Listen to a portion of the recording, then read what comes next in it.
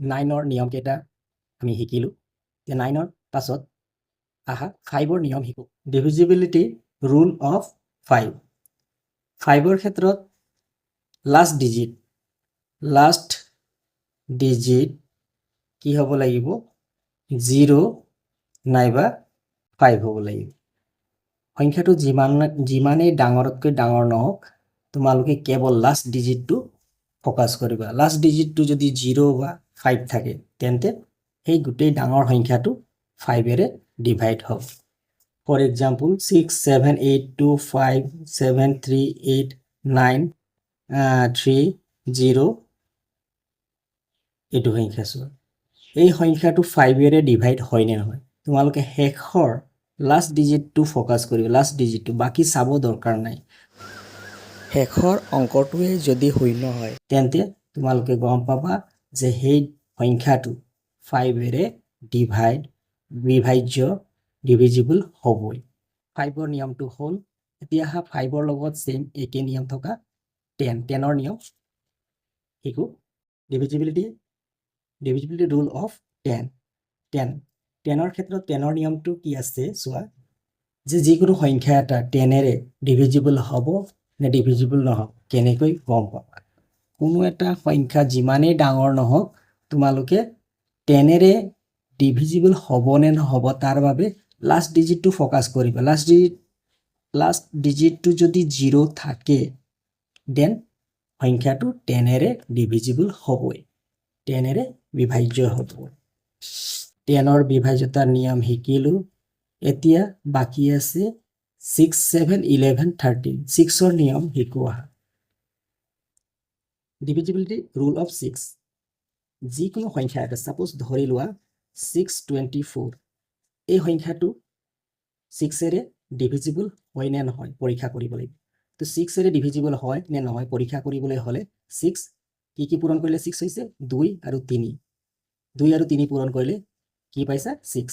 গতিকে যিকোনো এটা সংখ্যা যদি 2এৰে ডিভিজিবল হয়, বিভাজ্য হয়, 3ৰে বিভাজ্য হয়, তেন্তে সেই সংখ্যাটো 6এৰেও বিভাজ্য হ'ব। গতিকে এই সংখ্যাটো 2এৰে বিভাজ্য হয় কৰি চাবা, 3ৰে বিভাজ্য হয় নে নহয় কৰি চাবা। যদি দুটা সংখ্যাৰে যদি বিভাজ্য হয়, তেন্তে 6এৰেও বিভাজ্য হ'ব। 2 3 গুণ 6, 2 1 গুণ 2, 2 2 গুণ 4 বিভাজ্য, 2এৰে বিভাজ্য। 3ৰে হয় নে নহয়? 3ৰে চোৱা, 3 2 গুণ 6 24 আছে, 2 নমাই আনা, 2 সংখ্যাটো 3ৰে হৰণ নাযায়, শূন্য দিয়া, 4টো নমাই আনা 24, 3 8 গুণ 24, গতিকে বিভাজ্য। 624 সংখ্যাটো 2এৰে বিভাজ্য হয়, 3ৰে বিভাজ্য হয়, চ' 6এৰেও বিভাজ্য হ'ব। ইয়াৰ পৰা তোমালোকে বুজিলা যে যিকোনো সংখ্যা এটা 2 আৰু 3ৰে যদি বিভাজ্য হয়, তেন্তে সেই সংখ্যাটো 6এৰেও বিভাজ্য হ'ব। আৰু 2 আৰু 3ৰ নিয়ম তোমালোকে ইতিমধ্যে শিকি আহিছা। 7ৰ বিভাজ্যতাৰ নিয়ম শিকোঁ আহা। Divisibility rule of 7। 7ৰ বিভাজ্যতাৰ নিয়ম। 7ৰ বিভাজ্যতাৰ নিয়ম শিকিবলৈ এটা উদাহৰণৰ সহায়ত শিকিবলৈ চেষ্টা কৰিম। ধৰা এটা সংখ্যা লৈ লোৱা হৈছে 826। 826 সংখ্যাটো 7এৰে বিভাজ্য হয় নে নহয় পৰীক্ষা কৰা।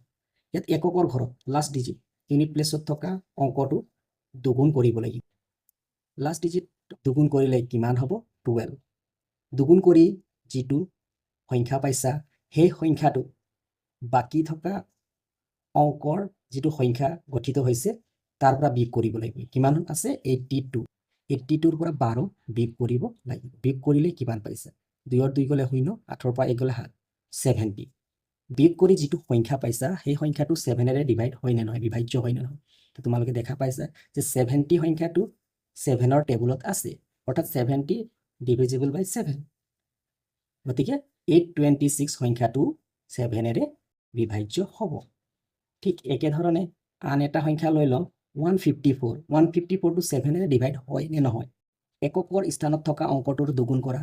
এককৰ স্থানত থকা বা লাষ্ট ডিজিট থকা অংকটো দুগুণ কৰিলে কিমান হ'ব? 4 2 গুণ 8। 8 মাইনাছ কৰা, ইয়াত 8 মাইনাছ কৰা। 8 মাইনাছ কৰিলে 15ৰ 8 গ'লে 7, 7। তো 7এৰে বিভাজ্য, গতিকে সংখ্যাটো 7এৰে বিভাজ্য হ'ব। এনেধৰণে এককৰ ঘৰত থকা অংকটো দুগুণ কৰি বাকী সংখ্যাটোৰ পৰা সেই দুগুণৰ যিটো সংখ্যা পাইছা এইটো বিয়োগ কৰি যিটো বিয়োগফল পাবা সেই বিয়োগফলটো যদি 7ৰ গুণিতক হয় তেন্তে এই সংখ্যাটো 7ৰে বিভাজ্য হ'ব। গতিকে এনেধৰণে ইয়াক লিখিব পাৰি। এইটো যদি নাম্বাৰ n বুলি ধৰোঁ, ইয়াক n বুলি ধৰোঁ, থাকি যোৱা অংশখিনি যদি n বুলি ধৰা হয় তেন্তে n মাইনাছ কি হ'ব লাষ্ট ডিজিটৰ দুগুণক বিয়োগ কৰিব লাগিব। বিয়োগ কৰিলে যিটো পোৱা যায়, যিটো সংখ্যা পোৱা যায় সেই সংখ্যাটো যদি 7ৰে বিভাজ্য হয় তেন্তে যিটো সংখ্যা দিয়া থাকে ডাঙৰ সংখ্যা সেই ডাঙৰ সংখ্যাটো 7ৰে বিভাজ্য হ'ব। Divisibility rule of 11। 11ৰে সংখ্যা এটা বিভাজ্য হ'ব নে নহ'ব কেনেকৈ উলিয়াবা। ধৰা এটা সংখ্যা লৈ লওঁ 30998। এই সংখ্যাটো 11ৰে বিভাজ্য হ'ব নে নহ'ব তাৰ নিয়ম কি আছে, কেনেকৈ গম পাবা। তো ইয়াত চোৱা, যুগ্ম স্থান আৰু অযুগ্ম স্থান, এইটো হৈছে 8টো হৈছে 1 প্ৰথম স্থান, 1 1 2 3 4 নম্বৰ স্থান, 5 নম্বৰ স্থান। যুগ্ম স্থান অযুগ্ম স্থান, অযুগ্ম 8টো অযুগ্ম স্থানত, 8টো কোনটো স্থানত আছে 1 নম্বৰ স্থানত আছে, অৰ্থাৎ অযুগ্ম স্থানত আছে। অযুগ্ম সোঁফালৰ পৰা অযুগ্ম স্থানত থকা সংখ্যাকেইটা, সোঁফালৰ পৰা অযুগ্ম প্লেচত অৱস্থানত থকা সংখ্যাকেইটাৰ সোঁফালৰ পৰা অযুগ্ম স্থানত থকা, সোঁফালৰ পৰা অযুগ্ম অৱস্থানত থকা অংকৰ যোগফল।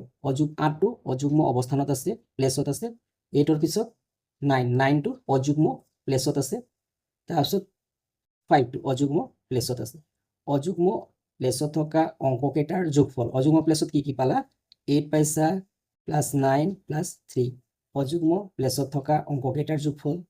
তাৰপিছত যুগ্ম স্থানত, যুগ্ম প্লেচত অৱস্থানত কি অংক আছে 0 প্লাছ 9। ইয়াৰ পৰা অযুগ্ম অৱস্থানত থকা অংকৰ যোগফল 17, 18, 19, 20। অযুগ্ম অৱস্থানত থকা অংকৰ যোগফল 20 পালো আৰু যুগ্ম অৱস্থানত থকা অংকৰ যোগফল 9। তো 20ৰ পৰা 9 বিয়োগ কৰিলে আৰু যুগ্ম স্থানত থকা অংকৰ যোগফল 9 পালো। এতিয়া কি কৰিব লাগিব, পাৰ্থক্য উলিয়াব লাগিব, ডিফাৰেন্স। পাৰ্থক্য বুলি ক'লে কি বুজিবা, ডাঙৰ সংখ্যাটোৰ পৰা সৰু সংখ্যাটো বিয়োগ কৰিব লাগিব। ডাঙৰ সংখ্যাটোৰ পৰা সৰু সংখ্যাটো বিয়োগ কৰিলে কিমান পাবা 11, আৰু বিয়োগ কৰি যিটো বিয়োগফল পাবা সেই বিয়োগফলটো 11ৰে বিভাজ্য। গতিকে বিয়োগফলটো যদি 11ৰে বিভাজ্য হয় তেন্তে এই ডাঙৰ সংখ্যাটো 11ৰে বিভাজ্য হ'ব। তো ইয়াত ৰুল কি আছে, নিয়ম কি পালা যে অযুগ্ম অৱস্থানত থকা অংককেইটাৰ যোগফল উলিয়াব লাগিব আৰু যুগ্ম অৱস্থানত থকা অংককেইটাৰ যোগফল উলিয়াব লাগিব। আৰু দুইটা বিয়োগ কৰিলে যিটো বিয়োগফল পাবা সেই বিয়োগফলটো যদি 11ৰে বিভাজ্য হয় দেন ডাঙৰ সংখ্যাটো 11ৰে বিভাজ্য হ'ব। এটা সংখ্যা লোৱা হৈছে 77181। এই সংখ্যাটো 13ৰে বিভাজ্য। তাৰ নিয়ম বা বিভাজ্যতাৰ পৰীক্ষা কেনেকৈ কৰা হয় এই সংখ্যাটোৰ জৰিয়তে বুজিবলৈ চেষ্টা কৰিম। প্ৰথমতে কি কৰিব লাগিব, তোমালোকে থোপ বনাব লাগিব, 3টা অংকৰ থোপ, 1টা অংক 2টা অংক 3টা অংক, 3টা অংকৰ থোপ সোঁফালৰ পৰা বনাই আনিব লাগিব। সোঁফালৰ পৰা ইয়াৰ পৰা ইয়ালৈ 3টা অংক হ'ল। তো 3টা অংকৰ এটা থোপ হ'ল। তাৰপিছত আকৌ 3টা অংকৰ 1টা 2টা, তো 3টাৰ কাৰণে আৰু অংক নাই, 0 দি পেলাই বনাব পাৰা 0। তো এইটো হৈ গ'ল 3টা অংক, প্ৰথম 3টা অংকৰ এটা থোপ, দ্বিতীয় 3টা অংকৰ এটা থোপ। তো 3টা অংকৰ থোপৰ পৰা 3টা অংকৰ থোপ পোৱাৰ পাছত ডাঙৰ সংখ্যাটো পাৰ্থক্য উলিয়াব লাগিব।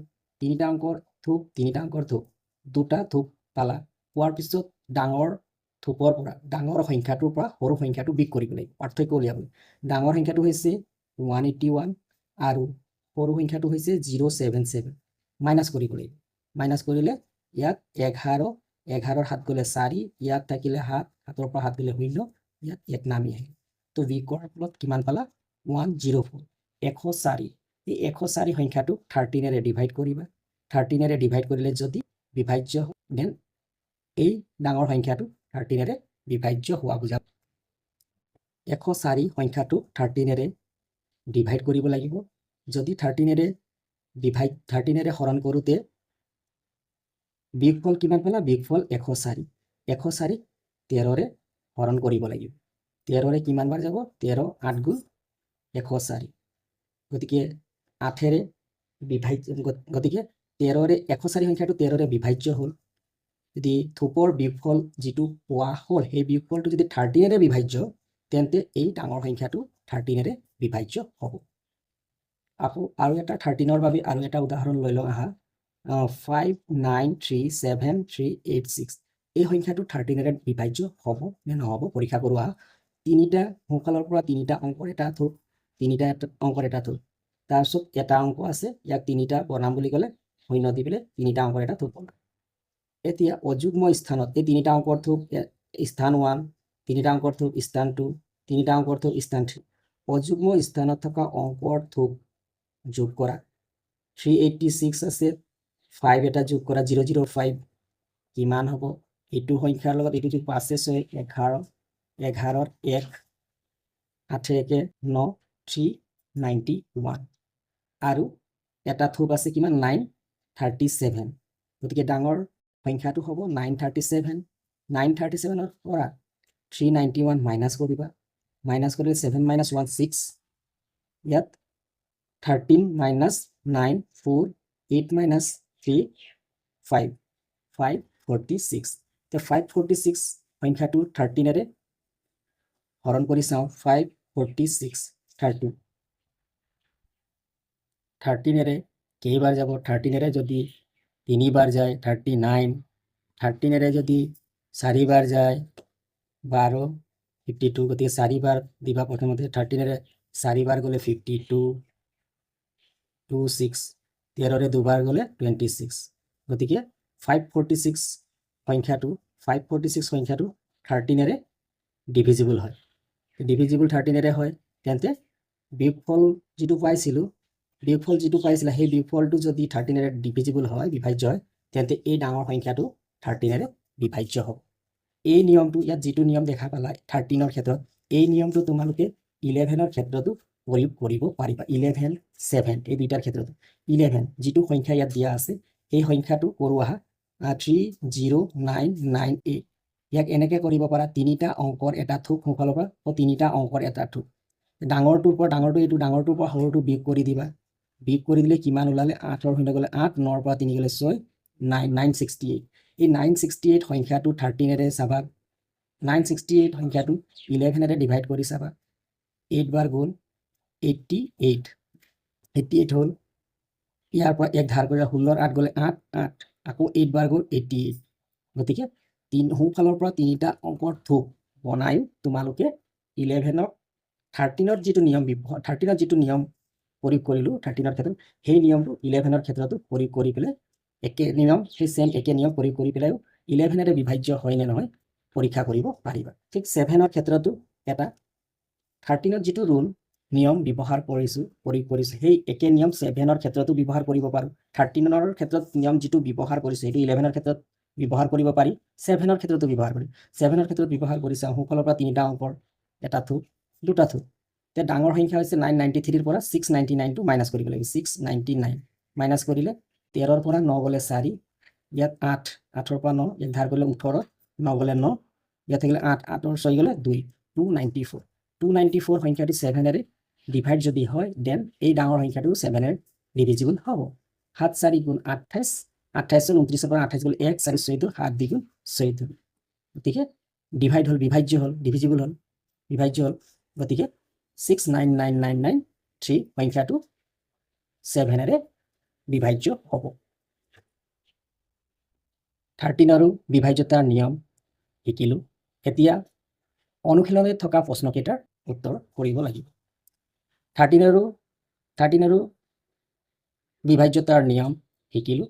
এতিয়া আমি কি কৰিব লাগিব? অনুশীলনীৰ প্ৰশ্নকেইটাৰ উত্তৰ কৰিম। অনুশীলনী 2B1, তলৰ কোনবোৰ সংখ্যা 2ৰে 5ৰে 10ৰে বিভাজ্য হয়? 2ৰে বিভাজ্য হ'বলৈ হ'লে লাষ্ট ডিজিট কি থাকিব লাগিব? 0 2 4 6 8। গতিকে ইয়াত চোৱা 2ৰে কোনকেইটা বিভাজ্য হ'ব? লাষ্ট ডিজিট 6 আছে, 2ৰে ডিভাইড হ'ব। লাষ্ট ডিজিট 8 আছে, 2ৰে ডিভাইড হ'ব। লাষ্ট ডিজিট 0 আছে, 2ৰে ডিভাইড হ'ব। লাষ্ট ডিজিট 5 আছে, 2ৰে ডিভাইড নহ'ব। নেক্সট 5ৰে বিভাজ্য। 5ৰে বিভাজ্য হোৱাৰ নিয়ম কি আছিলে চোৱা। 5ৰে বিভাজ্য হ'ব যদি লাষ্ট ডিজিট 0 নতুবা 5 থাকে। লাষ্ট ডিজিট চোৱা, লাষ্ট ডিজিট 0 আছে, গতিকে ই 5ৰে ডিভাইড হ'ব। এই 5ৰে লাষ্ট ডিজিট 5 আছে, গতিকে ই 5ৰে ডিভাইড হ'ব। বাকী প্ৰথমটো নহ'ব, 6 আছে, 8 আছে, 5ৰে ডিভাইড নহ'ব। নেক্সট 10ৰে বিভাজ্য। 10ৰ কাৰণে কি নিয়ম আছিলে? লাষ্ট ডিজিট 0 হ'ব লাগিব। গতিকে প্ৰথমটো লাষ্ট ডিজিট 6 আছে, 10ৰে বিভাজ্য নহ'ব। 8 আছে, 10ৰে বিভাজ্য নহ'ব। লাষ্ট ডিজিট 0 আছে, গতিকে 10ৰে বিভাজ্য হ'ব।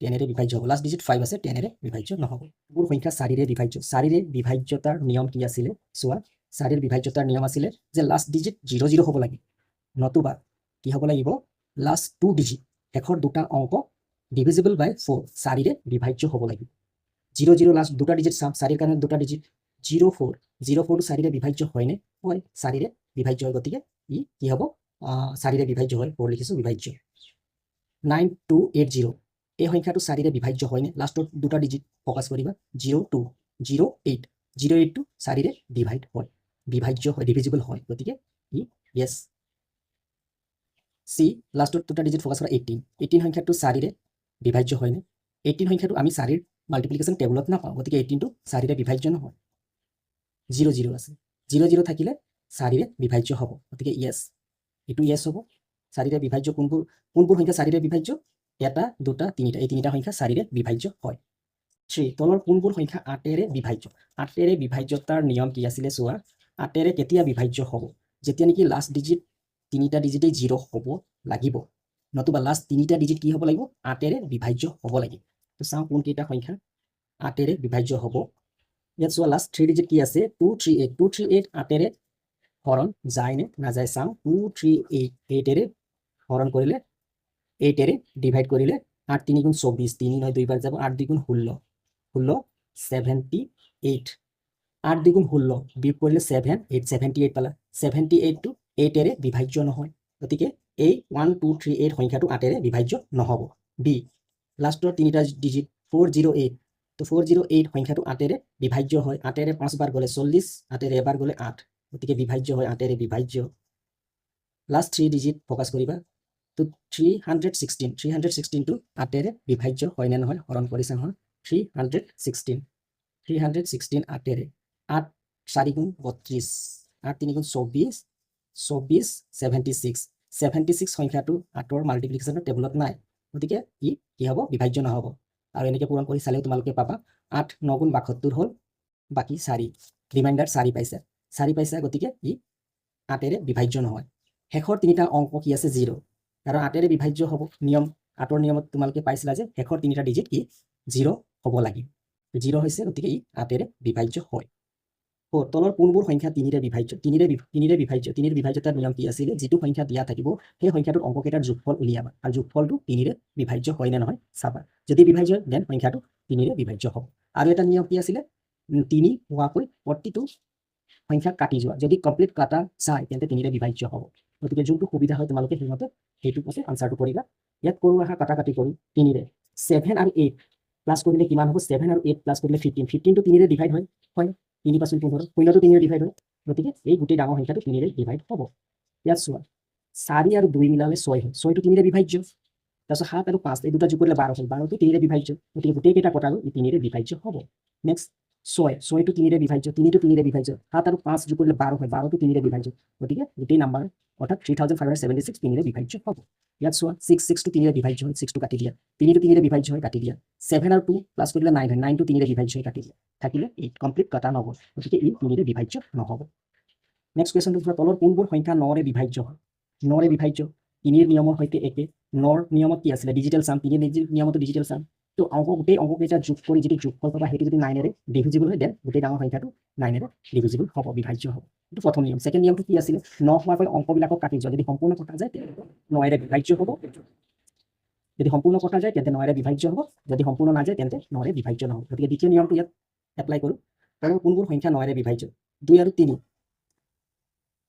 দ্বিতীয় নিয়মটো ইয়াত ব্যৱহাৰ কৰো 2 আৰু 3 যোগ কৰিলে কি হ'ব 5 হ'ব 5 টো 9 ডিভিজিবল নহ'ব গতিকে ই 9 বিভাজ্য নহ'ব সেকেন্ডটো চোৱা 9 টো 9 বিভাজ্য হ'ল 6 7 8 9 এই তিনিটা যোগ কৰিলে 9 হৈছে 9 বিভাজ্য গতিকে এই সংখ্যাটো 9 বিভাজ্য হ'ব ইয়াত সি নম্বৰ 8 আৰু 1 প্লাস কৰিলে 9 9 টো ইহেৰে 9 বিভাজ্য হ'ব 0 0 থাকিলে 0 কেইটা 9 বিভাজ্য হয় গতিকে এই দুটা 9 বিভাজ্য 0 0 9 বিভাজ্য হ'ব ইয়াত চোৱা দ্বিতীয়টো গোটেই কেইটা 4 3 7 8 9 4 5 6 7 8 9 গতিকে 4 3 1 যোগ কৰিলে 9 হৈছে 9 বিভাজ্য 4 3 2 যোগ কৰিলে 9 হৈছে গতিকে এইটা কাটি দিলে আৰু 1 টো কাটিব পৰা নাযায় কাৰণ 9 হোৱাকৈ কাটিব লাগিব 4 3 2 যোগ কৰিলে 9 9 কটালো থাকিলে 1 টো কাটিব নোৱাৰা গতিকে কমপ্লিটলি কটা নহ'ল গতিকে ই 9 বিভাজ্য নহ'ব তলৰ কোনবোৰ সংখ্যা 11 বিভাজ্য 11 বিভাজ্য হ'বলৈ 11 নিয়ম কি আছিল চোৱা 11 নিয়ম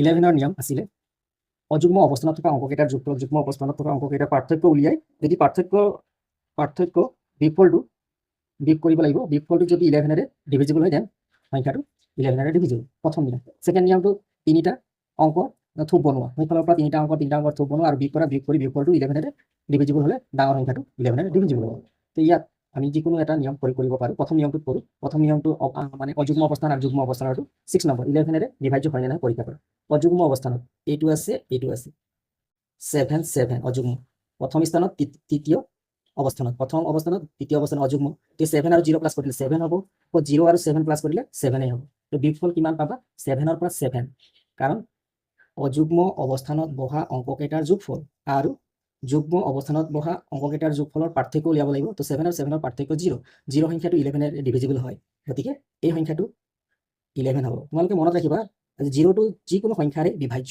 হয় নেক্সট বি নম্বৰটো 7 7 9 8 7 ইয়াত অযুগ্ম অৱস্থানত থকা নতুবা তিনিটা এক দ্বিতীয় নিয়মতে কৰোঁ দ্বিতীয় নিয়ম তিনিটা অংকৰ থোপ এটা বনোৱা হ'ল আৰু তিনিটা অংকৰ থোপ ইয়াত 0 দি পেলাই তিনিটা অংক কৰিব পাৰা তিনিটা অংকৰ থোপ বি নম্বৰক তিনিটা অংকৰ থোপ হিচাপে কৰি লৈ বিয়োগ কৰি ইয়াৰ আনচাৰটো ওলাবলৈ চেষ্টা কৰোঁ যে সোঁফালৰ পৰা তিনিটা অংকৰ থোপ প্ৰথম থোপটো হ'ল 987 দ্বিতীয় থোপটো হ'ল যদি ইয়াত তিনিটা অংক বনাওঁ 077 হ'ল তো মাইনাছ কৰিলে 7 - 7 0 8 - 7 1 9 9 1 0 11ৰে ডিভিজিবল হয় নে নহয় 11ৰে 8 বাৰ গ'ল 88 30 গতিকে 30 সংখ্যাটো 11ৰে ডিভিজিবল নহয় গতিকে এই সংখ্যাটো 11ৰে বিভাজ্য নহ'ব নেক্সট চি নম্বৰ 94325 এই সংখ্যাটো 11ৰে ডিভাইড হ'ব নে নহয় তিনিটা সংখ্যাৰ সোঁফালৰ পৰা তিনিটা অংকৰ